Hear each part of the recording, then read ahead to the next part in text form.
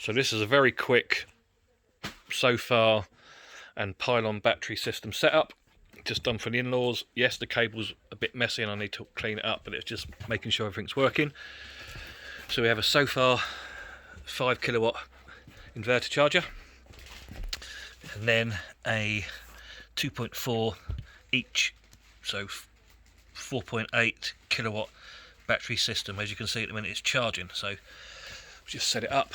I've now got 4 kilowatts of power, and as you can see I've got 1.67 kilowatts coming in. The batteries are charging up at 1.4 because the house is using 200 watts ish for the TV, and he's just put the kettle on, so all of a sudden for a minute it pulled some from the grid when he put the kettle on, but now, because we didn't need that energy because we've got excess, it's actually pulled it from the battery.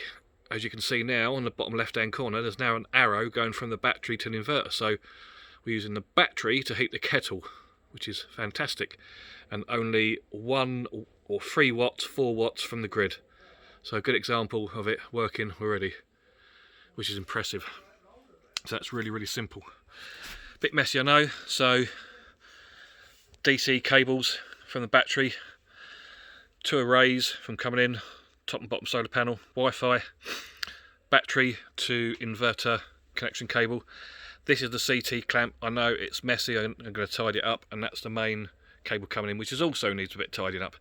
It also has a second port as what they call a critical load, so if you have a power cut you can use the inverter to create a AC sine wave, and you can put some emergency lights and or connect it to fridge freezers and things like that. So really good example. So I'll show you what I did at the end of that CT clamp, because that's always a bone of contention for some people, which is all the way down here. I don't know if you can see that there. So the clamp you get is actually really short, so you have to extend it.